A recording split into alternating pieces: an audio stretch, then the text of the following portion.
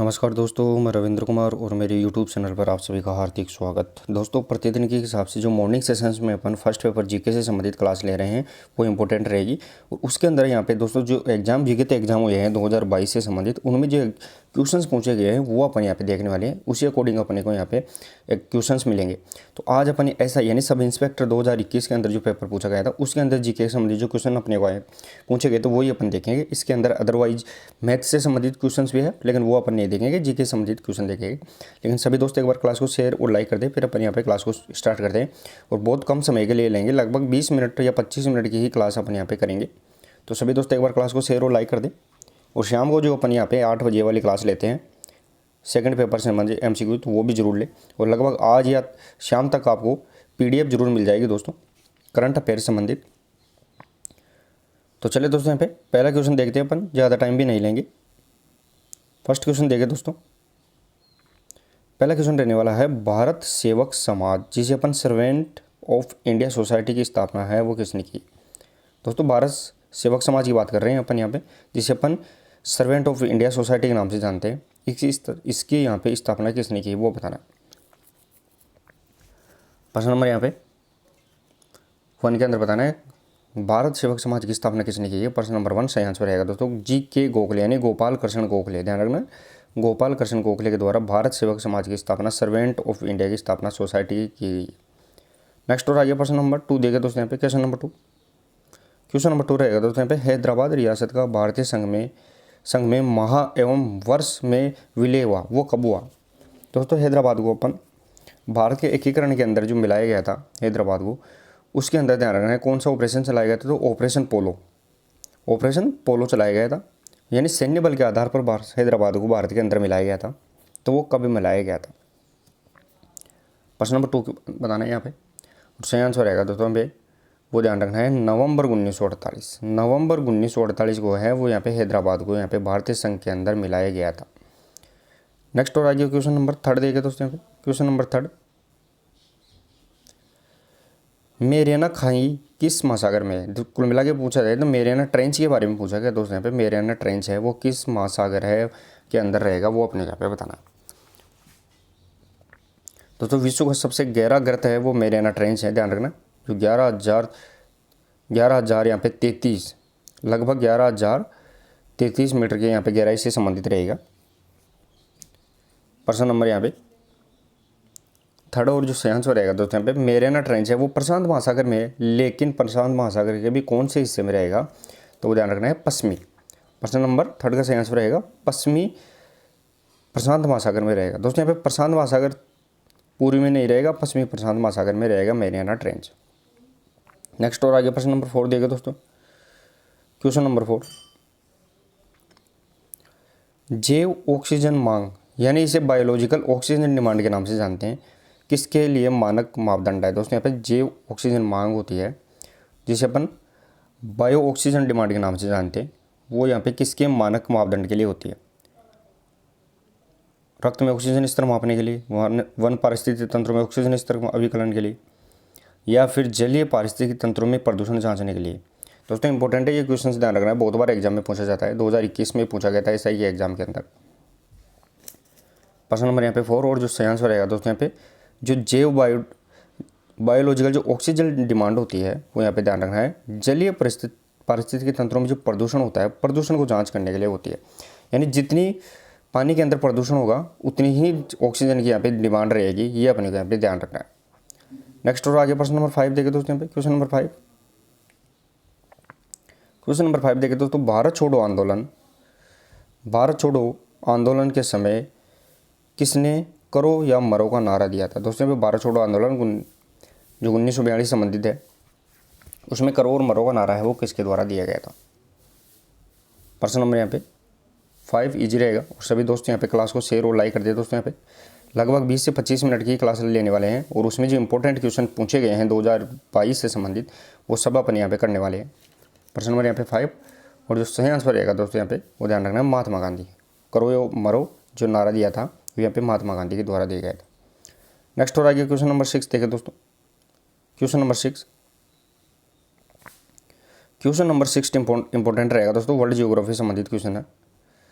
Suez नहर निम्नलिखित में से किसको मिलाती है? स्वेज नहर की बात कर रहे हैं, वो किसको मिलाती है? दोस्तों ये अपना उत्तरी अमेरिका है, ये दक्षिणी अमेरिका होता है, और ये अपना अटलांटिक महासागर है। यहाँ पे जो यूरोप वाला हिस्सा आता है और यहाँ पे अफ्रीका आ जाता है, अफ्रीका वाला। तो यहाँ पे जो स्वेज नहर होती है वो किसको मिलाती है? तो अटलांटिक महासागर के अंदर छोटा महासागर है जिसे अपन भूमध्य सागर के नाम से जानते हैं। तो प्रश्न नंबर यहाँ पे 6, भूमध्य सागर और लाल सागर को जो मिलाती है वो यहाँ पे स्वेज नहर के नाम से जानी जाती है। नेक्स्ट और आगे क्वेश्चन नंबर 7 देखिए दोस्तों। क्वेश्चन नंबर 7, विश्व में टंगस्टन का सर्वाधिक उत्पादन करने वाला देश कौन सा है? टंगस्टन की बात कर रहे हैं अपन यहाँ पे। सर्वाधिक टंगस्टन राजस्थान में पूछे तो टंगस्टन सबसे ज़्यादा नागौर के अंदर होता है। राजस्थान की बात कर रहे हैं अपन यहाँ पे, नागौर के अंदर टंगस्टन। लेकिन यहाँ पे विश्व की बात कर रहे हैं तो वो यहाँ पे सर्वाधिक कौन से देश में रहेगा? प्रश्न नंबर 7 के अंदर। प्रश्न नंबर यहाँ पे 7 और सही आंसर रहेगा दोस्तों चाइना, यानी चीन है। चीन के अंदर है वो टंगस्टन सर्वाधिक उत्पादन होता है। नेक्स्ट और आगे क्वेश्चन नंबर 8 देखिए दोस्तों। यहाँ पे क्वेश्चन नंबर 8 इंपॉर्टेंट क्वेश्चन रहेगा, बहुत बार पूछा जाता है। रुद्रप्रयाग किन नदियों का संगम पर अवस्थित है? दोस्तों यहाँ पे जो 5 प्रयाग बनते हैं तो उनमें से जो रुद्रप्रयाग है वो किन नदियों के संगम पर बनता है? प्रश्न नंबर यहाँ पे 8 के अंदर बताना है। रुद्रप्रयाग की बात कर रहे हैं अपन यहाँ पे। कर्णप्रयाग, देवप्रयाग, रुद्रप्रयाग, नंदप्रयाग, ये होते हैं दोस्तों यहाँ पे। प्रश्न नंबर यहाँ पे 8 और जो सही आंसर रहेगा दोस्तों यहाँ पे रुद्रप्रयाग है वो किन नदियों के संगम पर बनेगा? वो मंदाकिनी और अलकनंदा। ध्यान रखना, मंदाकिनी और अलकनंदा के जो संगम पर रुद्रप्रयाग और भागीरथी और अलकनंदा के जो प्रयाग पर होता है वो देवप्रयाग होता है। तो यहाँ पे मंदाकिनी और अलकनंदा है वो ध्यान रखना है, रुद्रप्रयाग बनता है।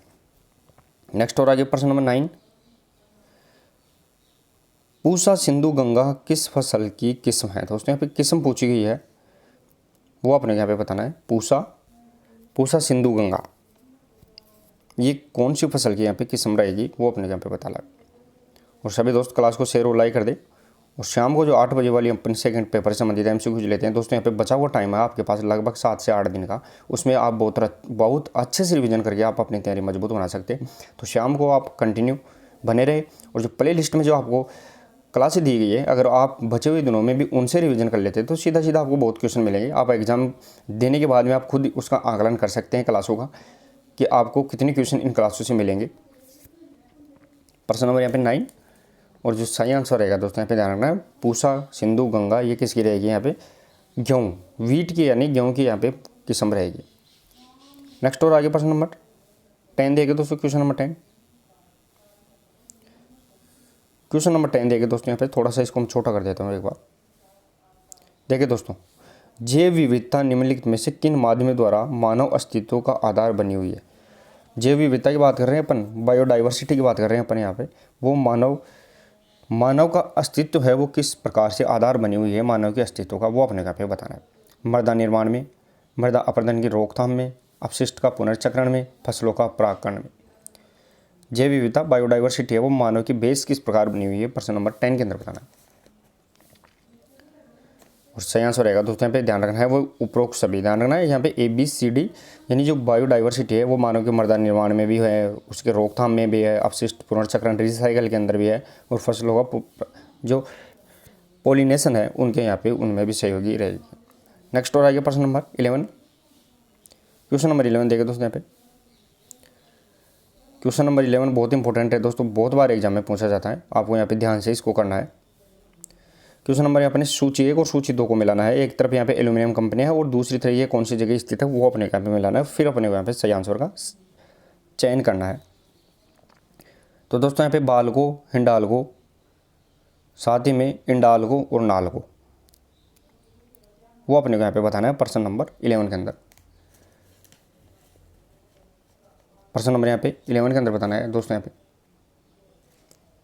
और सही आंसर रहेगा दोस्तों यहाँ पे वो ध्यान रखना, प्रश्न नंबर 11 का वो ऑप्शन नंबर 2 इसका सही आंसर रहेगा। 11 के अंदर यहाँ पे कौन सा आंसर रहने वाला है? 2 इसका सही आंसर रहेगा।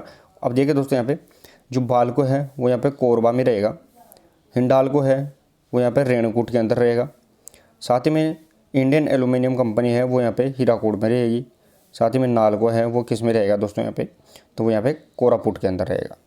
तो इस प्रकार अपने को यहाँ पे ये क्वेश्चन लगभग एग्जाम में पूछा जाता है दोस्तों, आपको बता दूं, तो इसको ध्यान से रखना है।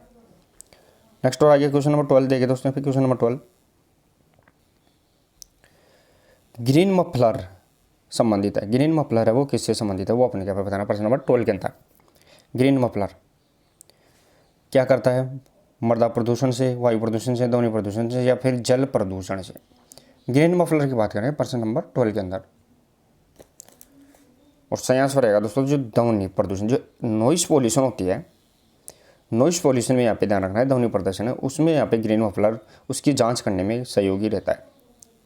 नेक्स्ट और आगे प्रश्न नंबर 13 राजस्थान में छप्पन का मैदान किस नदी बेसिन से में स्थित है। छप्पन का मैदान दोस्तों, अगर छप्पन की पहाड़ियाँ पूछे तो वो नाकोड़ा बाड़मेर से संबंधित रहेगी, बाड़मेर से संबंधित। छप्पन का मैदान पूछे तो वो यहाँ पे रहने वाला है दोस्तों प्रश्न नंबर 13, और इसका जो सही आंसर रहेगा दोस्तों यहाँ पे छप्पन की जो मैदान है वो यहाँ पे माई नदी से संबंधित रहेगा। कौन से, माई नदी से संबंधित रहेगा, और बांसवाड़ा और प्रतापगढ़ से संबंधित यहाँ पे रहने वाला है। दोनों डिस्ट्रिक्ट से बांसवाड़ा यहाँ पे प्रतापगढ़ वो रहने वाला है। नेक्स्ट और आगे प्रश्न नंबर 14 देखे दोस्तों यहाँ पे क्वेश्चन नंबर 14। क्वेश्चन नंबर 14 रहेगा दोस्तों यहाँ पे सूची 1 और 2 को मिलाना है। एक तरफ यूरेनियम केंद्र है और दूसरी तरफ राज्य है, वो अपने को यहाँ पे मिलाना है। देखिए दोस्तों प्रश्न नंबर यहाँ पे 14, और जो इसका सही आंसर रहेगा दोस्तों यहाँ पे वो ध्यान रखना है, ऑप्शन नंबर 1 इसका सही आंसर रहने वाला है। अब इसके अकॉर्डिंग देखिए अपन तो देखिए दोस्तों यहाँ पे दोमिया सियात है वो ये मेघालय में यूरेनियम का केंद्र है। सादे के अंदर जो लंबापुर है, लंबापुर वो ध्यान रखना आंध्र प्रदेश से संबंधित है। रोइल है वो यहाँ पे रोइल किससे रहेगा, ये राजस्थान से संबंधित रहेगा, रोइल वाला क्षेत्र। और अगला इसमें रहेगा दोस्तों यहाँ पे गोगी, तो गोगी किससे संबंधित रहेगा, वो कर्नाटक। तो अगर अपने को ऐसे क्वेश्चन नहीं भी आते हैं तो अगर अपन थोड़ा सा दिमाग भी लगाते हैं कि रोइल कहाँ है, सी नंबर में, 1 नंबर में, तो सी में एक ही जगह है, तो अपना आसानी से आंसर निकाल सकते हैं। नेक्स्ट और आगे प्रश्न नंबर 15। क्वेश्चन नंबर 15 देखे दोस्तों, वो क्लास को भी शेयर करते रहे। 2022 के अंदर इंपॉर्टेंट क्वेश्चन पूछे गए दोस्तों, यहाँ पे आप खुद अनुमान लगा सकते हैं, इसी बेस पे क्वेश्चन आपको बनेंगे। राजस्थान में किस शहर को ग्रेनाइट सिटी के नाम से जाना जाता है। ग्रेनाइट सिटी की बात करें अपन यहाँ पे, वो कौन से शहर को जाना जाता है दोस्तों, यहाँ पे सफ़ेद संगमरमर है। सफ़ेद संगमरमर किससे संबंधित रहेगा, तो वो यहाँ पे मकराना सिटी से संबंधित रहेगा। प्रश्न नंबर यहाँ पे 15 के अंदर बताना दोस्तों, यहाँ पे ग्रेनाइट सिटी के नाम से प्रश्न नंबर यहाँ पे 15, और सही आंसर रहेगा दोस्तों यहाँ पे जालोर। जालोर है वो ग्रेनाइट सिटी के नाम से जानी जाता है। नेक्स्ट और आगे प्रश्न नंबर 16। क्वेश्चन नंबर 16 देखें दोस्तों, निम्नलिखित में कौन सा युग्म सुमेलित नहीं है। नहीं है वो अपने को यहाँ पे बताना है, यानी इनमें से 3 सुमेलित है और 1 सही सुमेलित नहीं है, तो वो अपने को यहाँ पे बताना है। एक तरफ अपन संरक्षित क्षेत्र यानी, और दूसरी तरफ अपने को जिला स्थान दे रखा है, प्रश्न नंबर 16 के अंदर बताना है। अब देखिए दोस्तों यहाँ पे रोटू है, रोटू नागौर से संबंधित सही है। बीड़ ये भी झुंझुनू से संबंधित है।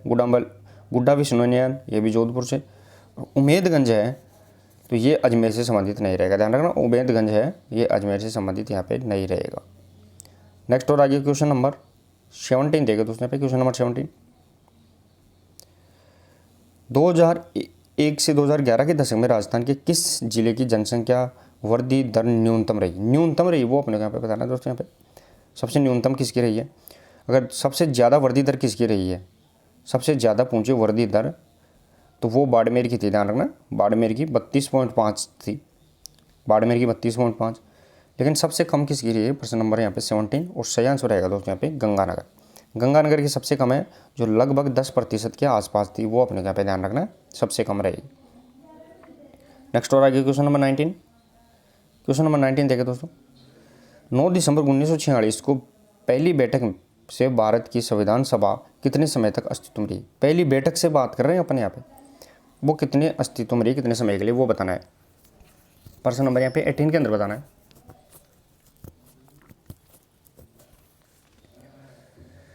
नौ दिसंबर 1900 दोस्तों यहाँ पे क्वेश्चंस को पढ़ने में आपको जरूर दिमाग लगाना है, ऐसे ही आंसर नहीं देना है। तो 9 दिसंबर 1946 को पहली बैठक से भारत की संविधान सभा कितने समय तक अस्तित्व में रही। दोस्तों आप जो सोच रहे हैं वो इसका आंसर नहीं होगा। प्रश्न नंबर यहाँ पे 18 के अंदर बताना है, और सही आंसर रहेगा दोस्तों यहाँ पे 3 वर्ष 1 माह 16 दिन। दोस्तों पूरा संविधान बनने में तो 2 वर्ष 11 माह 18 दिन का समय लगा था, लेकिन यहाँ पे 9 दिसंबर 1946 से पूछा गया है, और वो कि कब तक, भारत का संविधान बनने तक के अस्तित्व की बात कर रहे हैं अपन यहाँ पे। देखिए दोस्तों क्वेश्चंस कितना घुमाया गया है। अगर संविधान समय लगता है तो 2 वर्ष 11 माह 18 दिन लगता है, लेकिन यहाँ पे 9 दिसंबर 1946 को पहली बैठक हुई थी, तो भारत की संविधान कितने समय तक अस्तित्व में रही, तो यहाँ 3 वर्ष 11 माह 16 दिन, 3 वर्ष 1 माह 16 दिन रहेगा यहाँ पे, ये अपने को यहाँ पे ध्यान रखना है। नेक्स्ट और आगे प्रश्न नंबर 19, क्वेश्चन नंबर 19 देखें दोस्तों यहाँ पे। क्वेश्चन नंबर 19 रहेगा दोस्तों यहाँ पे, चंबल नदी पर बने हुए निम्नलिखित बांधों में से कौन सा राजस्थान में स्थित है। चंबल नदी पर दोस्तों 4 बांध बने हुए हैं, उनमें से पहला है वो गांधी सागर बांध, फिर उसके बाद में राणा प्रताप, फिर उसके बाद में है वो जवाहर सागर, और लास्ट में यहाँ पे कोटा बैराज। इस प्रकार यहाँ पे बने हुए हैं। तो प्रश्न नंबर यहाँ पे 19 के अंदर बताना है दोस्तों यहाँ पे, और सही आंसर रहेगा दोस्तों यहाँ पे ACD, प्रश्न नंबर 19 और यहाँ पे ACD, यानी कोटा बैराज, जवाहर सागर और राणा प्रताप सागर, तीनों के तीनों बांध है वो चंबल नदी पर बने हुए हैं, लेकिन ये राजस्थान के अंदर है। और गांधी सागर बांध है वो यहाँ पे मध्य प्रदेश से संबंधित रहेगा। नेक्स्ट और आगे क्वेश्चन नंबर 20 देगा दोस्तों यहाँ पे। क्वेश्चन नंबर 20 रहेगा, इंपॉर्टेंट भी रहेगा। निम्नलिखित में से किस वाद में उच्चतम न्यायालय ने संविधान के मूल ढांचे, ध्यान रखना संविधान का मूल ढांचा का जो जिक्र किया गया था वो पहली बार ही आया था, वही अवधारणा प्रतिपादित की है। यानी सुप्रीम कोर्ट ने कौन से वाद के अंदर है बस उस संविधान के मूल ढांचे की अवधारणा को प्रतिपादित किया है। इंपॉर्टेंट है दोस्तों, वेरी वेरी इंपॉर्टेंट है, ध्यान रखना है अभी तक। और ये आपको बता दूं दोस्तों, मैं सबसे ज़्यादा जो जजों की पीठ थी वो भी इसी के अंदर बैठी थी, 13 जजों की पीठ इसके अंदर बैठी थी, बेंच बैठी थी। प्रश्न नंबर यहाँ पे 20, और जो सही आंसर रहेगा दोस्तों केशवानंद भारती बनाम केरल राज्यवाद 1973 है, उसके अंदर है सुप्रीम कोर्ट ने यहाँ पे मूल ढांचे की, संविधान के मूल ढांचे का जिक्र किया था। नेक्स्ट और आगे प्रश्न नंबर 21 देखें दोस्तों यहाँ पे। क्वेश्चन नंबर 21, भारत के संविधान के उपबंधों के अनुसार उच्चतम न्यायालय को संघ सूची के विषयों में से किसी के संबंध में ऐसी अतिरिक्त अधिकारिता और शक्तियाँ होगी। ध्यान रखना संघ सूची की बात कर रहे हैं अपन, उसके संबंध में है वो सुप्रीम कोर्ट को यहाँ पे कौन सी अतिरिक्त अधिकारिता और शक्तियाँ होगी वो बताना है। राष्ट्रपति आदेश द्वारा प्रदान करे, संसद विधि द्वारा प्रदान करे, उच्चतम न्यायालय नियमों द्वारा प्रदान करे, या भारत सरकार यूनिट द्वारा प्रदान करे। 21 के अंदर बताना है। तो ध्यान रखना है दोस्तों यहाँ पे सुप्रीम कोर्ट को जो अतिरिक्त शक्तियाँ प्रदान है संघ सूची के विषय में वो ध्यान रखना है, संसद विधि द्वारा प्रदान करें, उन पर यहाँ पे अतिरिक्त शक्तियाँ प्रदान रहेगी सुप्रीम कोर्ट को। नेक्स्ट और आगे क्वेश्चन नंबर 22, क्वेश्चन नंबर 22 देखिए दोस्तों। क्वेश्चन नंबर 22 रहेगा, अनुच्छेद 40 के अनुसार राज्य ग्राम पंचायतों का गठन करने के लिए कदम उठाएगा और उनको ऐसी शक्तियाँ और प्राधिकार प्रदान करेगा जो उन्हें योग्य बनाने के लिए आवश्यक है, वो अपने को यहाँ पे बताना है। यानी राज्य अनुच्छेद 40 के अनुसार ग्राम पंचायतों का गठन करेगा और ऐसे कदम भी उठाएगा जो उनको ऐसी शक्तियाँ और प्राधिकार प्रदान करते हैं, वो अपने को यहाँ पे बताना है। क्वेश्चन नंबर 22 के अंदर अनुच्छेद 40 के अंदर क्या अवधारणाएं हैं वो बताना है। क्वेश्चन नंबर 22 के अंदर बताना है। और सही आंसर रहेगा दोस्तों यहाँ पे अनुच्छेद 40 के अंदर ध्यान रखना है वो यहाँ पे स्वायत्त शासन की इकाइयों के रूप में कार्य करना, स्वायत्त शासन की इकाइयों के रूप में है वो यहाँ पे कार्य करने के लिए क्या किया गया है, अनुच्छेद 40 के अंदर यहाँ पे कार्य किया गया है। चलिए दोस्तों आप नेक्स्ट क्वेश्चन देखते हैं, लेकिन एक बार मैं यहाँ पे थोड़ा सा पानी पी लेता हूँ। नेक्स्ट और आगे प्रश्न नंबर 23, क्वेश्चन नंबर यहाँ पे 23 देखे दोस्तों।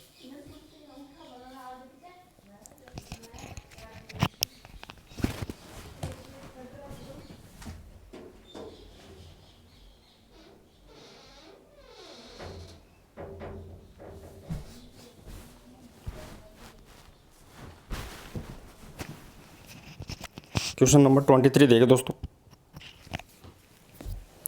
भारत के संविधान में समवर्ती सूची के प्रावधानों का विचार निम्नलिखित में से किस देश से लिया गया। दोस्तों यहाँ पे समवर्ती सूची की बात कर रहे हैं, इसका प्रावधान कौन से संविधान से लिया गया। 23 के अंदर बताना है और ईजी रहेगा दोस्तों। यहाँ पे समवर्ती सूची है वो ध्यान रखना, ऑस्ट्रेलिया के संविधान से यहाँ पे ली गई है। नेक्स्ट और आगे क्वेश्चन नंबर 24। क्वेश्चन नंबर 24 देखिए दोस्तों यहाँ पे, निम्नलिखित में से किसका कार्यकाल भारत सरकार में मंत्री के रूप में सर्वाधिक अवधि के लिए रहा? ऐसा कौन सा व्यक्ति है जिसका भारत सरकार में है वो मंत्री के रूप में सर्वाधिक कार्यकाल रहा है? प्रश्न नंबर 24 के अंदर बताना है। चलिए दोस्तों यहाँ पे क्वेश्चन नंबर 24 और जो सही आंसर रहेगा दोस्तों यहाँ पे वो ध्यान रखना है, जगजीवन राम। जगजीवन राम का सर्वाधिक भारत सरकार के मंत्री के रूप में कार्यकाल रहा है। नेक्स्ट और आगे क्वेश्चन नंबर 25।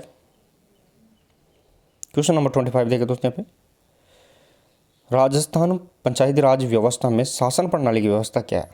राजस्थान पंचायती राज व्यवस्था में शासन प्रणाली की व्यवस्था क्या है वो अपने यहाँ पे बताना है प्रश्न नंबर 25 के अंदर। दोस्तों यहाँ पे शासन की व्यवस्था पूछी गई है पंचायत राज विभाग के अंदर, यहाँ पे 25 के अंदर बताना है और सही आंसर रहेगा दोस्तों यहाँ पे वो ध्यान रखना है, ग्राम प्रखंड ग्राम खंड और जिला स्तर पर स्थानीय शासन की त्रिस्तरीय संरचना यहाँ पे पाई जाती है। ध्यान रखना, ग्राम स्तर पर ग्राम पंचायत, खंड स्तर पर पंचायत समिति और जिला स्तर पर जिला परिषद, ये त्रिस्तरीय यहाँ पे पाई जाती है। नेक्स्ट और आगे क्वेश्चन नंबर 26 देखिए दोस्तों। क्वेश्चन नंबर 26 देखिए दोस्तों, राष्ट्रीय मानवाधिकार आयोग के बारे में अपने को बताना है। राष्ट्रीय मानवाधिकार आयोग के बारे में बताना है और फिर अपने को सही कथन का चयन यहाँ पे करना है। पीड़ित व्यक्तियों की याचिका प्राप्त होने पर ही मानवाधिकारों के हनन की शिकायत पर जांच कर सकता है, स्वतः नहीं, ये बताना है। साथ ही में दूसरा है कि मानवाधिकार के हनन का कोई मामला अगर किसी अदालत में लंबित है तो उसमें किसी भी हालत में हस्तक्षेप नहीं कर सकता। 26 के अंदर बताना है प्रश्न नंबर यहाँ पे 26 में और सही आंसर रहेगा दोस्तों यहाँ पे वो ध्यान रखना है। यहाँ पे न तो ए और न ही बी, ध्यान रखना है दोनों ऑप्शन यहाँ पे नहीं रहने वाले हैं, न तो ए रहेगा और न ही बी रहेगा, दोनों के दोनों यहाँ पे नहीं है दोस्तों, ये अपने ध्यान रखना। नेक्स्ट और आगे प्रश्न नंबर 27। क्वेश्चन नंबर 27 देखिए दोस्तों यहाँ पे, क्वेश्चन नंबर यहाँ पे 27 रहेगा दोस्तों। थोड़ा सा इसको जूम कम कर लेता हूँ मैं। देखिए दोस्तों, निम्नांकित में से कौन सा समूह भारत के संविधान में उल्लेखित मूल कर्तव्य के तहत प्राकृतिक पर्यावरण के अंतर्गत शामिल है? मूल कर्तव्य के अंदर जो प्राकृतिक पर्यावरण है उसकी सुरक्षा से संबंधित यहाँ पे कौन सा रहेगा? दोस्तों मूल कर्तव्य कौन से किस भाग में है तो वो 4 भाग नंबर 4A, ध्यान रखना भाग 4A के अंदर रहेंगे। साथ ही में किस देश से लिए गए तो मूल कर्तव्य यहाँ पे रूस से लिए गए हैं, रशिया से लिए गए। प्रश्न नंबर यहाँ पे 27 और सही आंसर क्या रहेगा दोस्तों यहाँ पे वो ध्यान रखना, वन, झील, नदी और वन्य जीव। कौन से शब्द रहेंगे इसके अंदर पर्यावरण से संबंधित तो ध्यान रखना है वन, झील, नदी और वन्य जीव, 4 शब्दों को अपने पे यहाँ पे ध्यान रखना है, वन, झील, नदी और वन्य जीव, ये इसके अंदर यहाँ पे संरक्षण रहेगा। नेक्स्ट और आगे प्रश्न नंबर 28 देखिए दोस्तों। क्वेश्चन नंबर 28, निम्नांकित में से कौन राज्य विधानसभा के साधारण निर्वाचन की अधिसूचना जारी करता है? राज्य विधानसभा की बात कर रहे हैं अपन, उसकी साधारण अधिसूचना है वो जारी कौन करता है? प्रश्न नंबर 28 के अंदर बताना है। कौन राज्य विधानसभा के साधारण निर्वाचन की बात कर रहे हैं अपन यहाँ पे दोस्तों, यहाँ पे फॉर्मल की बात कर रहे हैं अपन यहाँ पे, साधारण निर्वाचन की अधिसूचना जारी कौन करता है 28 के अंदर? तो सही आंसर रहेगा दोस्तों यहाँ पे राज्यपाल। राज्यपाल है वो राज्य विधानसभा के साधारण निर्वाचन की अधिसूचना जारी करता है। नेक्स्ट और आगे देखिए दोस्तों यहाँ पे क्वेश्चन नंबर 29। दोस्तों हाल ही में राजस्थान सरकार ने महिला भ्रूण हत्याओं को रोकने के उद्देश्य से मुखबिर योजना इन्फॉर्मेशन स्कीम है, यहाँ पे प्रोत्साहन राशि बढ़ाई है, वो बढ़ाई प्रोत्साहन राशि कितनी है? यानी जो कन्या भ्रूण हत्या की जाती है, महिला भ्रूण हत्या, उसकी सूचना देने वालों को कितनी राशि दी जाती है? मुखबिर योजना है दोस्तों, योजना का नाम मुखबिर योजना रहेगा और 29 के अंदर सही आंसर रहेगा दोस्तों यहाँ पे वो ध्यान रखना है। यहाँ पे 3 लाख रुपये, अगर कोई भ्रूण हत्या से संबंधित अगर सूचना देता है, लिंग परीक्षण से संबंधित सूचना देता है तो उसको 3 लाख रुपये की राशि दी जाती है। नेक्स्ट और आगे प्रश्न नंबर 30। क्वेश्चन नंबर 30 देखे दोस्तों।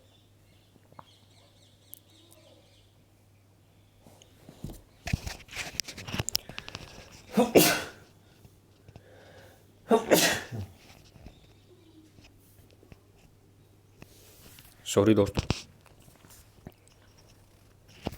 क्वेश्चन नंबर यहाँ पे 30 देखिए दोस्तों। यहाँ पे राष्ट्रीय विकास परिषद राष्ट्रीय विकास परिषद के विषय में निम्नलिखित में कौन सा कथन सही है, वो अपने क्या बताना, कौन सा कथन यहाँ पे सही है।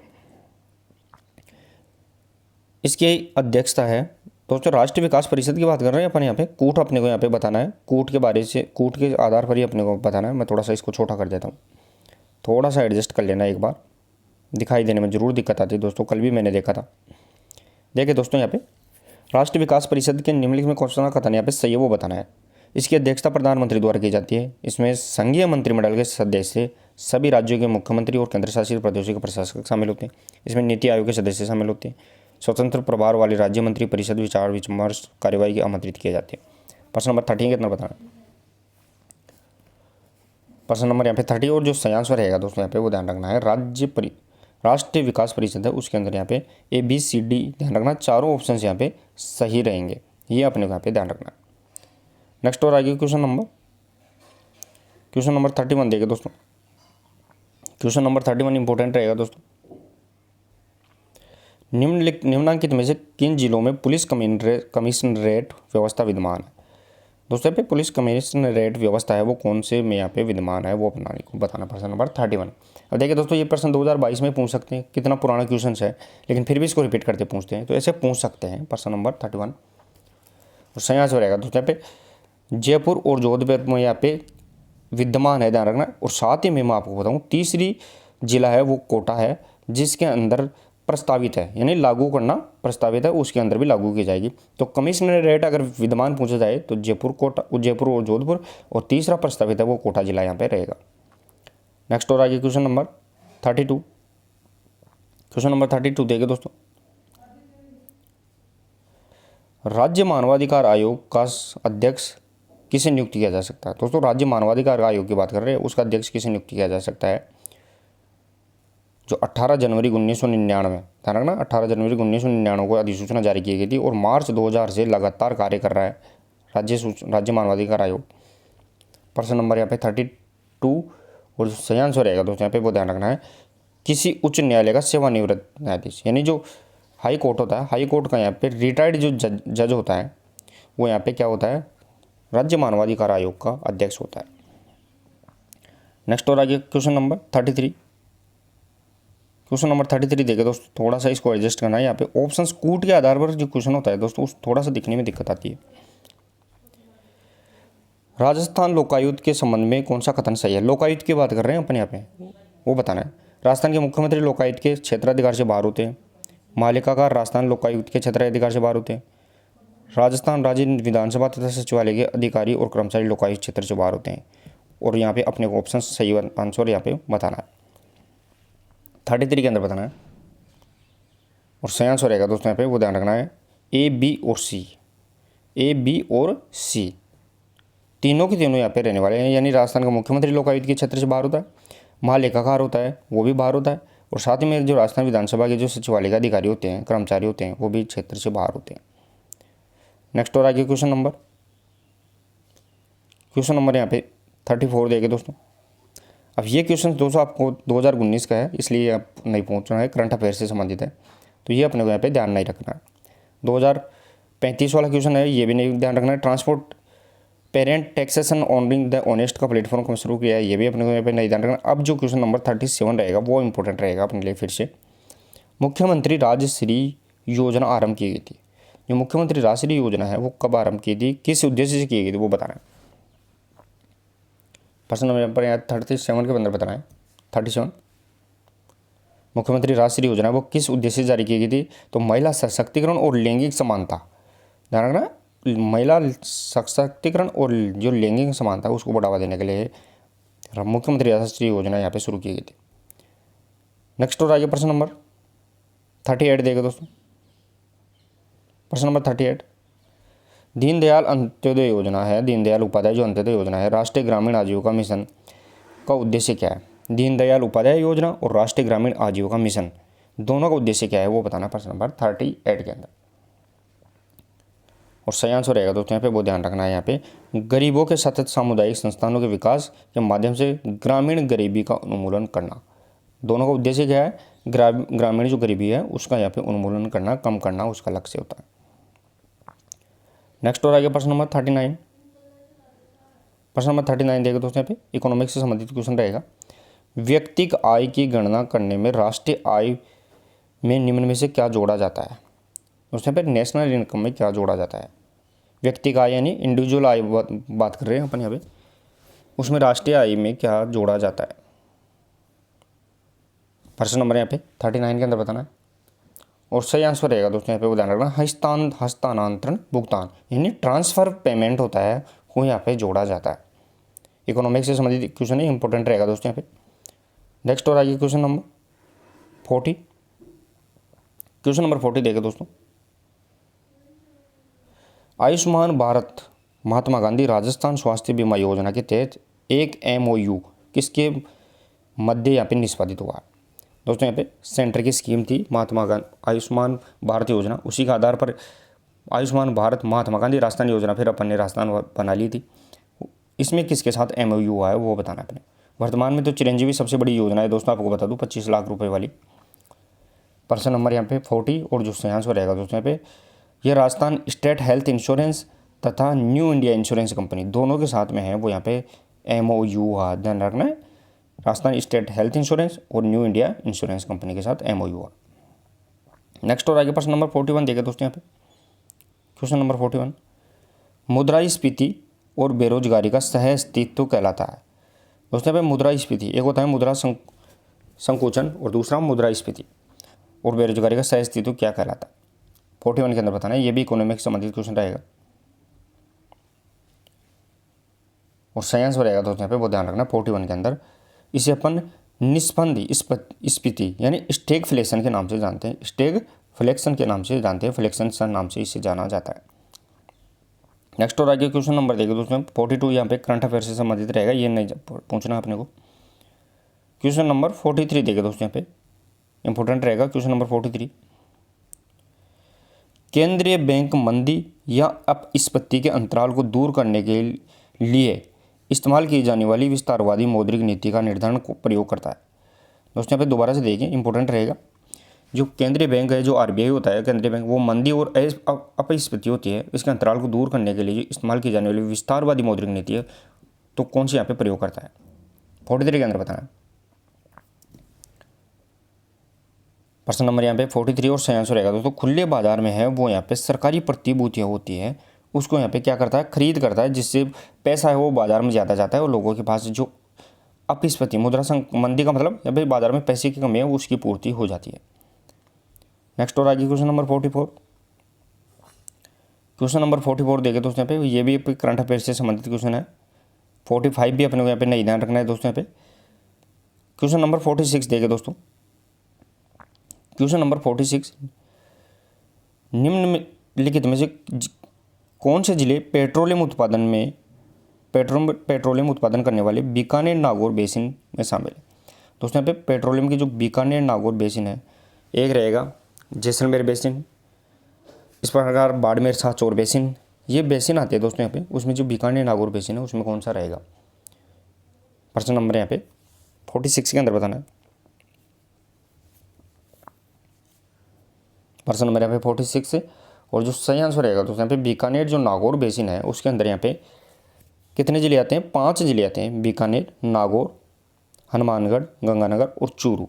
बीकानेर नागौर बेसिन में यहाँ पे 5 जिले रहेंगे, वो अपने यहाँ पे ध्यान रखना है। नेक्स्ट और आगे क्वेश्चन नंबर 47 देखिए दोस्तों इंपॉर्टेंट क्वेश्चन है। ये क्वेश्चन तो बार बार रिपीट हो रहा है, हालांकि ओल्ड क्वेश्चन है फिर भी पूछा जा रहा है बार बार। राजस्थान में इंदिरा महिला शक्ति निधि, ध्यान रखना इंदिरा महिला शक्ति निधि है, इस योजना का प्रारंभ कब हुआ था वो अपने यहाँ पे बताना। इंदिरा महिला शक्ति निधि योजना, और जो बाद में दूसरे राज्य की एक योजना है उससे MOU भी हुआ है इसका। इंदिरा महिला शक्ति निधि योजना की शुरुआत कब की गई थी। प्रश्न नंबर यहाँ पे 47 और सही आंसर रहेगा 18 दिसंबर 2019 यानी 18/12/19, ये इसका यहाँ पे सही आंसर रहेगा। नेक्स्ट और आगे प्रश्न नंबर देखें दोस्तों यहाँ पे। प्रश्न नंबर यहाँ पे 48, एक विद्युत फ्यूज तार की क्या विशेषताएं होनी चाहिए। दोस्तों अगर वैसे देखा जाए तो लगभग अपनी क्वेश्चन ये नहीं पूछता है, लेकिन फिर भी अपन इसको देख लेते हैं, सामान्य साइंस से संबंधित क्वेश्चन है। 48 और सही आंसर रहेगा निम्न गलनांक व उच्च विशिष्ट प्रतिरोध यहाँ पे रहता है। नेक्स्ट और आगे क्वेश्चन नंबर प्रश्न नंबर 49 देखें दोस्तों यहाँ पे सर्वाधिक सामान्य रूप से काम आने वाला अर्धचालक पदार्थ कौन सा है। सामान्य रूप से सर्वाधिक काम आने वाला, वैसे अभी देखा जाए तो पीटीआई से संबंधित ये क्वेश्चन भी नहीं रहेगा क्योंकि आउट ऑफ सिलेबस रहते हैं यहाँ पे। प्रश्न नंबर यहाँ पे 49 और सही आंसर रहेगा सिलिकॉन यहाँ पे होती है। नेक्स्ट और आइए क्वेश्चन नंबर 50 देगा दोस्तों यहाँ पे, ये करंट अफेयर से संबंधित क्वेश्चन है एट प्रेजेंट 2022 से संबंधित, तो अपने को यहाँ पे याद नहीं रखना है। प्रश्न नंबर 51 इंपॉर्टेंट रहेगा दोस्तों अपने लिए फिर से। निम्नलिखित में से कौन सा एक प्रत्यक्ष कर का उदाहरण नहीं है। दोस्तों यहाँ पे डायरेक्ट टैक्स उसका यहाँ पे उदाहरण नहीं है, बताना है। टैक्स दो प्रकार का होता है दोस्तों यहाँ पे, इनडायरेक्ट और डायरेक्ट। तो ये डायरेक्ट टैक्स का है वो यहाँ पे उदाहरण नहीं है, वो बताना है। प्रश्न नंबर यहाँ पे 51 और सही आंसर रहेगा दोस्तों यहाँ पे GST goods and service tax है वो यहाँ पे किसका नहीं रहेगा, प्रत्यक्ष कर का उदाहरण नहीं रहेगा, बल्कि अप्रत्यक्ष इनडायरेक्ट टैक्स का रहेगा जो 1 जुलाई 2017 से लागू किया गया था। नेक्स्ट और आगे क्वेश्चन नंबर देखे दोस्तों यहाँ पे 52। क्वेश्चन नंबर 52 देखे दोस्तों, थोड़ा सा साइंस का क्वेश्चन है ये भी। बुलेट प्रूफ जैकेट बनाने में सर्वाधिक सामान्यतः प्रयुक्त किया जाने वाला पदार्थ कौन सा है। दोस्तों ये जो फोर्स होती है, फोर्स के लिए जो बुलेट प्रूफ जैकेट की जाती है उसके अंदर कौन सा यहाँ पे पदार्थ यूज करते हैं। प्रश्न नंबर 52 के अंदर बताना और सही आंसर रहेगा दोस्तों केवेलोर। बुलेट प्रूफ की जैकेट के अंदर अपन किसका यूज करते हैं, वो केवेलार का उपयोग करते हैं। नेक्स्ट और आगे क्वेश्चन नंबर 53। क्वेश्चन नंबर 53 देखो दोस्तों यहाँ पे मनुष्य की लाल रक्त कणिका यानी आरबीसी की बात करें अपन, उसका औसत जीवन काल है वो कितना होता है। इजी रहेगा दोस्तों क्वेश्चन, ऐसा ही एग्जाम के अंदर क्वेश्चन पूछा गया था दोस्तों। ये देखिए आरबीसी का जीवन काल कितना होता है। प्रश्न नंबर यहाँ पे 53 और सही आंसर रहेगा दोस्तों 120 दिन। और आरबीसी का जो कब्रिस्तान है वो प्लीहा को कहा जाता है, स्प्लीन को कहा जाता है। नेक्स्ट और आगे क्वेश्चन नंबर 54 देगा दोस्तों यहाँ पे। क्वेश्चन नंबर 54 भी इंपॉर्टेंट रहेगा। निम्नलिखित में से कौन दूध को प्राकृतिक रूप से दही में परिवर्तित करने का कार्य करता है। दूध को दही के अंदर परिवर्तित करने का कार्य कौन करता है, 54 के अंदर बताना है। और सही आंसर रहेगा दोस्तों यहाँ पे बैक्टीरिया यानी जीवाणु होता है वो यहाँ पे इसको चेंज करने का कार्य करता है। नेक्स्ट और आगे प्रश्न नंबर 55 इंपॉर्टेंट क्वेश्चन। निम्नलिखित में कौन एक ग्रीन हाउस गैस नहीं है। ग्रीन हाउस की बात कर रहे हैं यहाँ पे, ग्रीन हाउस गैस कौन सी नहीं है वो अपने यहाँ पे बताना है। Carbon dioxide, methane, nitrogen, nitrous oxide green house gas नहीं है। प्रश्न नंबर 55 के अंदर बताना। तो ध्यान रखना है दोस्तों यहाँ पे CO2 carbon dioxide, CH4 methane और नाइट्रस N2O नाइट्रस ऑक्साइड ये भी रहेगी। तो यहाँ पे नाइट्रोजन है वो यहाँ पे नहीं रहेगी। प्रश्न नंबर 55 में नाइट्रोजन है वो ध्यान रखना है, क्या नहीं है, ग्रीन हाउस गैस नहीं है। नेक्स्ट और आगे प्रश्न नंबर 56 देखे दोस्तों यहाँ पे, इंपॉर्टेंट रहेगा, थोड़ा सा इसको छोटा कर देता हूँ एक बार। प्रश्न नंबर 56 देखे दोस्तों, निम्नलिखित में कौन सी भौगोलिक क्षेत्र जैव विविधता के लिए संकट हो सकते हैं, यानी जैव बायोडाइवर्सिटी है उसके लिए यहाँ पे संकट हो सकता है, कौन सी यहाँ पे परिस्थिति होने वाली है वो बताना है अपने को। सही उत्तर जैव विविधता के लिए यानी बायोडाइवर्सिटी के लिए यहाँ पे संकट की स्थिति बन सकती है। प्रश्न नंबर 56 के अंदर बताना और सही आंसर रहेगा दोस्तों यहाँ पे वो देखें केवल A, B और C। अब देखिए दोस्तों यहाँ पे ग्लोबल वार्मिंग होती है वो भी यहाँ पे रहेगी, साथ ही में प्राकृतिक वास का विखंडन है वो भी रहेगा, और विदेशी प्रजातियों का आक्रमण होता है उससे भी जैव डाइवर्सिटी है वो यहाँ पे रहेगी। साथ ही में मैं आपको बताऊँ दोस्तों साकार का प्रोत्साहन है वो यहाँ पे नहीं रहेगा। नेक्स्ट और आगे प्रश्न नंबर 57 उस समय गया लेकिन अपने को ध्यान नहीं रखना है। फिर भी देखिए दोस्तों यहाँ पे चंद्रयान की जो लैंडर था वो यहाँ पे विक्रम लैंडर था, प्रज्ञान यहाँ पे रोवर था। आगे देखिए दोस्तों यहाँ पे क्वेश्चन नंबर यहाँ पे देखते हैं दोस्तों, क्वेश्चन नंबर 59 देखिए दोस्तों। क्वेश्चन नंबर 59 इंपॉर्टेंट रहेगा। राजस्थान की कामधेनु डेयरी योजना 2021 के अंदर लागू की गई थी, उसके बारे में सही कथन बताना है। देखिए दोस्तों सबसे पहले तो आपको ये याद रखना है कि कामधेनु डेयरी योजना कब लागू की थी, 2021 में, उसके बारे में बताना है। प्रश्न नंबर 59। प्रश्न नंबर यहाँ पे 59 और सही आंसर रहेगा दोस्तों यहाँ पे A, B और C ध्यान रखना है। प्रश्न नंबर 59 में A, B, C मतलब यहाँ पे लाभार्थी के पास हरा चारा उत्पादन करने के लिए कम से कम 1 एकड़ भूमि होनी चाहिए, तब वो ये लाभ मिलेगा, कौन सा, कामधेनु डेयरी योजना का। दूसरा है वो यहाँ पे दूध उत्पादन 10 से 12 लीटर प्रतिदिन होना चाहिए, ये भी नियम है, और लाभार्थी को इस क्षेत्र में कम से कम 3 वर्ष का अनुभव होना चाहिए, तब जाके कामधेनु डेयरी योजना है उसका यहाँ पे लाभ मिलेगा। नेक्स्ट और आगे क्वेश्चन नंबर 60 देगा दोस्तों यहाँ पे। क्वेश्चन नंबर 60 आकल कास्ट जीवाश्म पार्क राजस्थान के किस जिले में, जिसे अपन आकलवुड फोसिल्स पार्क के नाम से जानते हैं, जिसमें लगभग 4.7 करोड़ वर्ष पूर्व के जीवाश्म भी अभी लेटेस्ट मिले हैं। प्रश्न नंबर यहाँ पे 60 के अंदर बताना है और सही आंसर रहेगा दोस्तों यहाँ पे जैसलमेर। आकलवुड फोसिल्स पार्क कहाँ रहेगा, जैसलमेर के अंदर स्थित है। नेक्स्ट और आगे क्वेश्चन नंबर 61 देखे दोस्तों, इंपॉर्टेंट क्वेश्चन है, अभी भी पूछा जाता है बार बार। प्रतियोगी परीक्षाओं की तैयारी करने वाले प्रतियोगी परीक्षाओं की तैयारी करने में प्रतियोगियों की मदद करने के लिए राजस्थान सरकार ने एक निःशुल्क मोबाइल ऐप है वो चालू किया है। वो कौन सा है? प्रतियोगी परीक्षाओं कंपटीशन क्लासेज की बात कर रहे हैं अपन यहाँ पे। प्रश्न नंबर यहाँ पे 61 के अंदर बताना है और सही आंसर रहेगा दोस्तों दिसारी। लगभग 1-2 दिन पहले अपन क्वेश्चन आंसर किए थे, उसमें भी डाला था, दिसारी यहाँ पे रहेगा। नेक्स्ट और आगे प्रश्न नंबर 62 देखिए दोस्तों, प्रश्न नंबर 62 भी इंपॉर्टेंट है। राजस्थान के किस जिले में बच्चों के लिए पहली कैथ लैब की बात कर रहे हैं, कैथ लैब स्थापित की गई है? इंपॉर्टेंट है दोस्तों, यहाँ पे कैथ लैब की बात कर रहे हैं 62 के अंदर। प्रश्न नंबर यहाँ पे 62 सही आंसर रहेगा दोस्तों यहाँ पे जोधपुर क्या है वो अंदर बच्चों की पहली कैथ लैब यहाँ पे स्थापित की गई।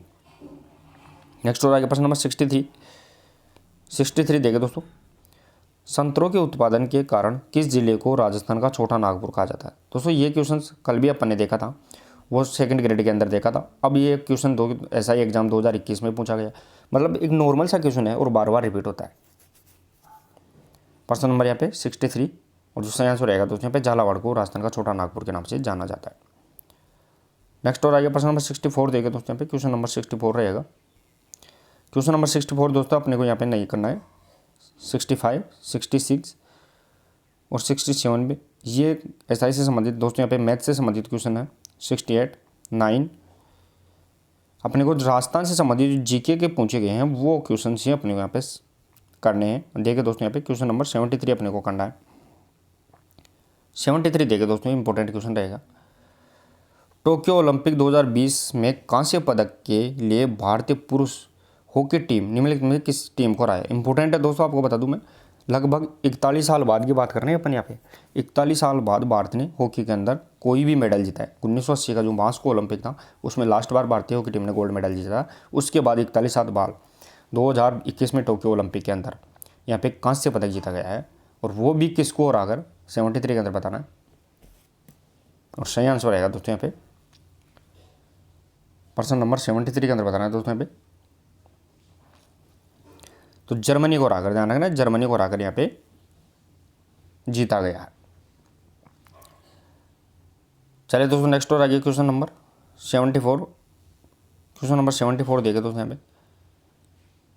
74 भी अपने को एमलेक्स नामक ऑक्सीजन राइजिंग की बात कर रहे हैं अपन यहाँ पे दोस्तों। यहाँ पे एमलेक्स नामक ऑक्सीजन राशनिंग उपकरण को किस भारतीय प्रौद्योगिकी संस्थान ने हाल ही में विकसित किया है? इंपॉर्टेंट है दोस्तों यहाँ पे 74 जो सही आंसर रहेगा दोस्तों IIT रोपड़ यानी पंजाब के अंदर स्थित है, उसके द्वारा यहाँ पे विकसित किया गया। नेक्स्ट और आगे क्वेश्चन नंबर 75 भी अपने संबंधित नहीं रहेगा। 76 देखे दोस्तों यहाँ पे। 76 हाल लगी ओल्ड क्वेश्चन है, लेकिन फिर भी थोड़ा सा इसको नॉलेज में रखना है। जुलाई 2021 में आयोजित हुई 7वीं ब्रिक्स श्रम रोजगार मंत्रियों की बैठक की अध्यक्षता किस देश ने की है? ब्रिक्स रोजगार के मंत्रियों की बैठक है 76 के अंदर, तो 2021 के अंदर की थी, वो यहाँ पे भारत के अंदर की गई थी। पूछा जा सकता है दोस्तों यहाँ पे ये क्वेश्चन भी। नेक्स्ट और आगे प्रश्न नंबर 77 देखे दोस्तों यहाँ पे। क्वेश्चन नंबर 77, संयुक्त राष्ट्र सुरक्षा परिषद की बैठक की अध्यक्षता करने वाले प्रथम भारतीय प्रधानमंत्री कौन थे? UNSC की बात कर रहे हैं अपन यहाँ पे, ध्यान रखना, United nation security council, UNSC इसकी बात कर रहे हैं, यूनाइटेड नेशन सिक्योरिटी काउंसिल, उसकी यहाँ पे बैठक की अध्यक्षता करने वाले प्रथम भारतीय प्रधानमंत्री कौन थे? प्रश्न नंबर 77 के अंदर बताना है और सही आंसर रहेगा दोस्तों यहाँ पे, ध्यान रखना, UNSC यानी यूनाइटेड नेशन सिक्योरिटी काउंसिल है, इसके यहाँ पे बैठक की अध्यक्षता करने वाले पहले भारतीय प्रधानमंत्री नरेंद्र मोदी रहेंगे दोस्तों। यहाँ पे कौन रहेंगे? नरेंद्र मोदी यहाँ पे रहने वाले। नेक्स्ट और आगे क्वेश्चन नंबर 78 देखें दोस्तों। क्वेश्चन नंबर 78, टोक्यो ओलंपिक 2020 के लिए भारतीय ओलंपिक दल के आधिकारिक थीम गीत है, उसका संगीतकार गायन कौन था? वो अपने यहाँ पे बताना दोस्तों। टोक्यो ओलंपिक और टोक्यो पैरा ओलंपिक दोनों की बात आ रहा है, तो ध्यान रखना है दोस्तों यहाँ पे। टोक्यो ओलंपिक कर दे कमाल तू और एक था यहाँ पे टोक्यो पैरा ओलंपिक, लक्ष्य तेरा सामने है, दोनों से संबंधित रहेगा। तो प्रश्न नंबर यहाँ पे 78 और जो सही आंसर रहेगा दोस्तों यहाँ पे मोई चौहान है वो टोक्यो ओलंपिक से संबंधित रहेंगे दोस्तों। नेक्स्ट और आगे प्रश्न नंबर 79 देगा दोस्तों यहाँ पे इंपॉर्टेंट है। संयुक्त राष्ट्र महासभा के 76वें सत्र के हेतु निर्वाचित अब्दुल्ला शाहिद किस देश से है? दोस्तों यहाँ पे अब्दुल्ला शाहिद थे जो संयुक्त राष्ट्र महासभा के 76वें सत्र के अध्यक्ष बने थे, वो किस देश के थे? प्रश्न नंबर 79 के अंदर बताना है। सही आंसर रहेगा तो मालदीव के थे, वो ध्यान रखना है, अब्दुल्ला शाहिद मालदीव के थे। नेक्स्ट और आगे क्वेश्चन नंबर 80 देखे दोस्तों। किस भारतीय संगठन या संस्था ने एक नई योजना फास्टर प्रारंभ की है? देखो फास्टर की बात कर रहे हैं अपन यहाँ पे, फास्टर प्रारंभ की है। प्रश्न नंबर 80 के अंदर बताना है।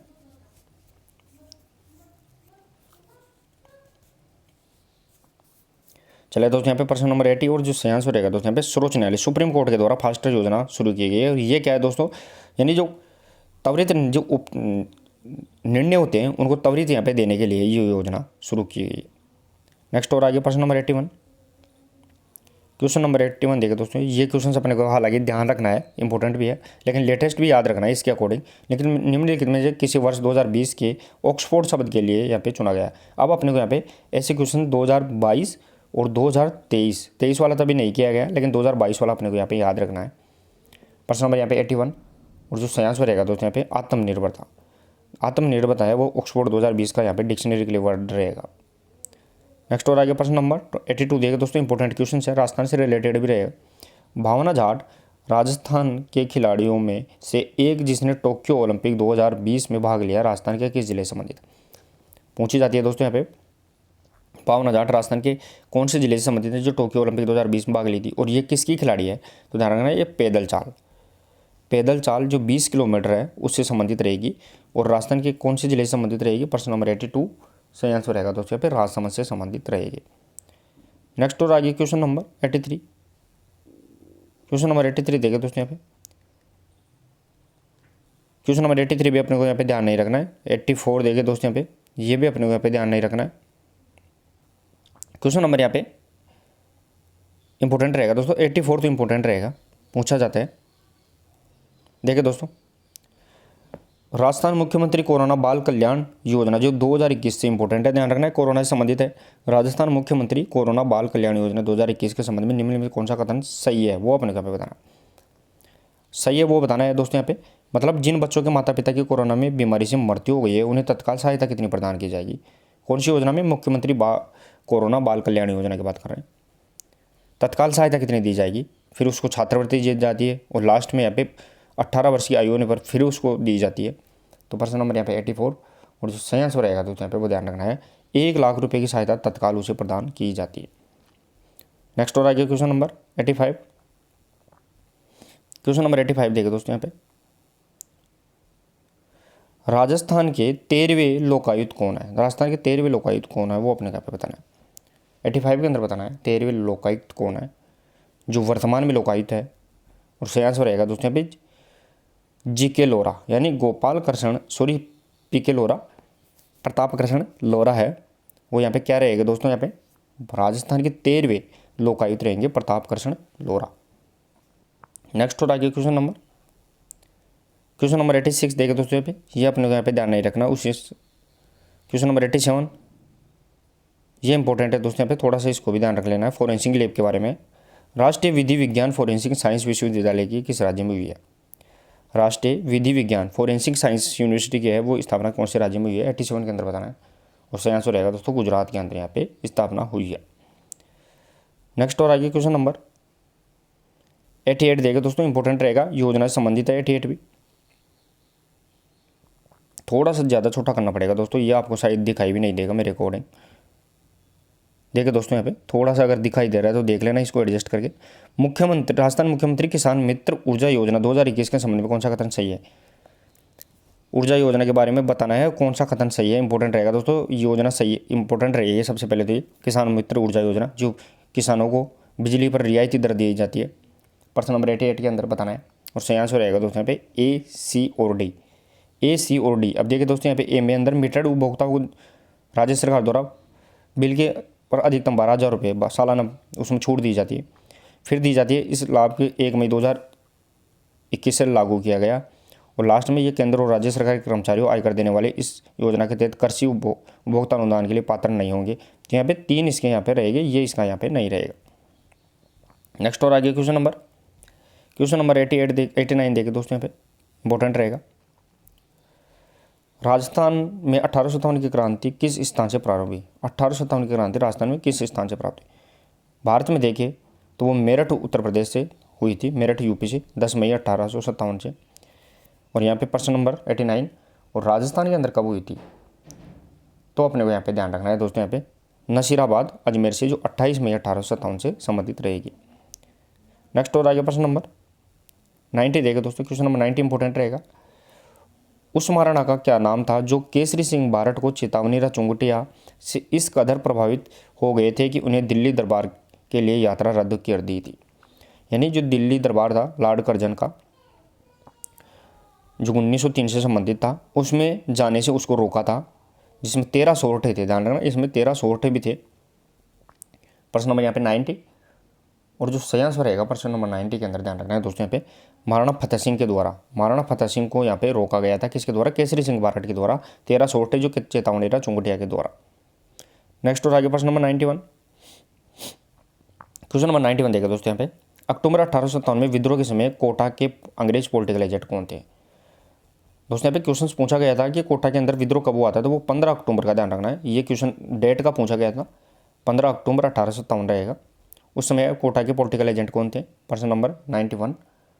सयांस रहेगा दोस्तों मेजर बटन यहाँ पे रहेंगे, जिसका सिर काट के यहाँ पे किले के ऊपर भी लटका दिया गया था।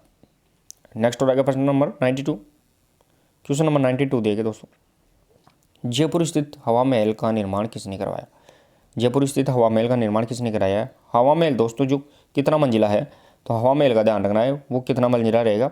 हवा महल 5 मंजिला है, जिसकी शरत मंदिर, रत्न मंदिर, विचित्र मंदिर, हवा मंदिर और प्रकाश मंदिर, पांचों के पांचों इमारतों के नाम रहेंगे, शरत मंदिर, हवा मंदिर, विचित्र मंदिर, रत्न मंदिर और प्रकाश मंदिर। तो प्रश्न नंबर यहाँ पे 92 और सयांश रहेगा दोस्तों सवाई प्रताप सिंह के द्वारा है, वो यहाँ पे क्या करवाया गया था? हवा महल का निर्माण करवाया गया था। कब करवाया गया था? तो 1799 में करवाया गया था। नेक्स्ट और आगे क्वेश्चन नंबर 93, बनी ठनी चित्र के चित्रकार क्या नाम है? दोस्तों बनी ठनी जो किससे रहेगी? किशनगढ़ शैली से संबंधित रहेगी, किशनगढ़ शैली से संबंधित रहेगी, जो एरिक डिक्सन और फैयाज अली के द्वारा ये प्रकाश में भी लाई गई थी, किशनगढ़ शैली। तो बनी ठनी के चित्रकार कौन रहेंगे? 93 के अंदर बताना। और सही आंसर रहेगा दोस्तों मोरध्वज निहाल चंद यहाँ पे रहेंगे। और बनी ठनी है वो यहाँ पे संवत सिंह की यहाँ पे क्या थी?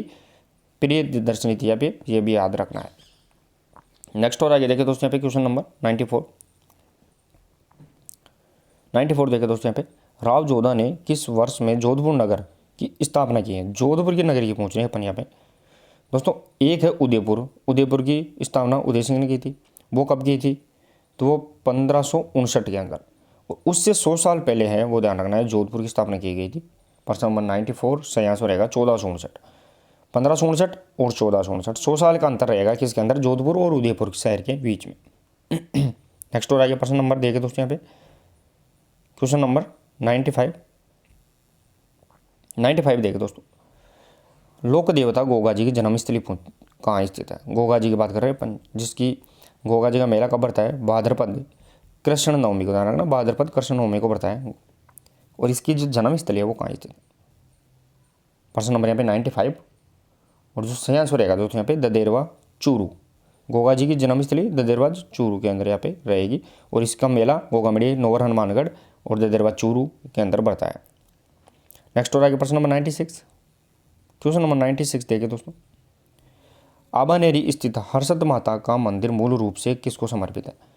दोस्तों यहाँ पे जो आबानेरी के अंदर जो आबानेरी दोसा है उसके अंदर मंदिर है हर्षद माता का, उसमें मूल रूप से किसका समर्पित है? एक है आबानेरी के अंदर चांद बावड़ी भी स्थित है, आबानेरी दोसा के अंदर चांद बावड़ी, वो भी ध्यान रखना है, इंपॉर्टेंट है। चांद बावड़ी आबानेरी दोसा खूब बार प्रश्न पूछा जाता है। 96 और सही आंसर रहेगा दोस्तों यहाँ पे भगवान विष्णु, जो आबानेरी के अंदर जो हर्षद माता का मंदिर है वो किसको समर्पित रहेगा? भगवान यहाँ पे विष्णु को समर्पित रहेगा। नेक्स्ट और 97 देखे दोस्तों यहाँ पे इंपॉर्टेंट क्वेश्चन रहेगा,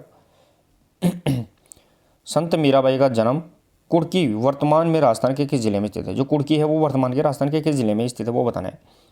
पहले कुड़की किस में थी? वो नागौर से संबंधित थी, नागौर से संबंधित। वर्तमान में पूछा गया है, ये अपने को यहाँ पे बताना है प्रश्न नंबर 97 के अंदर। संत मीराबाई, जिसे राजस्थान की राधा के नाम से जानते हैं, 97। और सही आंसर रहेगा दोस्तों पाली। वर्तमान में कुड़की है वो पाली यहाँ पे जिले के अंदर रहेगी। नेक्स्ट और आगे क्वेश्चन नंबर 98। 98 देखिए दोस्तों, पुरा स्थल आहड़ से प्राप्त प्राचीन अवशेष संबंधित है। जो पुरा स्थल आहड़ है, आहड़ सभ्यता, इससे जो प्राचीन अवशेष है वो किससे संबंधित रहेंगे? एक कालीबंगा है, आहड़ है, गिलूंड है, बालाथल है, गणेशपुर है, ये अपनी सभ्यताएं होती हैं। तो यहाँ पे पुरातन आहड़ सभ्यता है, उस ये किस अवशेष से रहेंगे? 98 के अंदर बताना है। और सही आंसर रहेगा तो ताम्र पाषाण। ध्यान रखना है प्रश्न नंबर 98, ताम्र और पाषाण यानी तांबे से संबंधित और पत्थरों से संबंधित यहाँ पे अपने को अवशेष ज़्यादा मिलते हैं। नेक्स्ट और आगे प्रश्न नंबर 99। क्वेश्चन नंबर 99 इंपॉर्टेंट है दोस्तों। यहाँ पे रागड़ी और निमाड़ी उपबोलियाँ किसकी है? रागड़ी और जो निमाड़ी बोली है वो कौन सी बोली की उपबोलियाँ है वो बताना प्रश्न नंबर 99 का। इंपॉर्टेंट रहेगा दोस्तों, बहुत बार क्वेश्चन पूछा जाता है। और सही आंसर रहेगा मालवी। मालवी की जो उपबोलियाँ है वो रागड़ी और निमाड़ी यहाँ पे रहेगी दोस्तों। नेक्स्ट और आगे प्रश्न नंबर लास्ट रहेगा दोस्तों, 100 नंबर देखिए दोस्तों यहाँ पे। क्वेश्चन नंबर 100, क्वेश्चन नंबर 100 रहेगा, राजस्थान में निम्नलिखित में से किस स्थान पर तेजाजी की स्मृति में पशु मेला आयोजित होता है? वो अपने यहाँ पे बताना, पशु मेला आयोजित होता है। कौन से स्थान पर तेजाजी पशु मेला यहाँ पे आयोजित होता है? प्रश्न नंबर 100। और सही आंसर रहेगा तो परबतसर नागौर के अंदर है, वो यहाँ पे तेजाजी पशु मेले का आयोजन किया जाता है। तो चलिए दोस्तों, ये पूछे गए थे 2021 SI एग्जाम के अंदर राजस्थान से संबंधित इंपॉर्टेंट क्वेश्चन, और यहाँ पे इंपॉर्टेंट थे दोस्तों। इसी प्रकार के क्वेश्चन अपने को देखने को मिलेंगे। तो कैसी लगी क्लास उसके बारे में बताइए। और शाम को 8 बजे आप सेकंड पेपर से संबंधित MCQs में जरूर जुड़े। तो मिलते हैं दोस्तों इवनिंग सेशंस के अंदर, तब तक के लिए धन्यवाद। Thank you so much.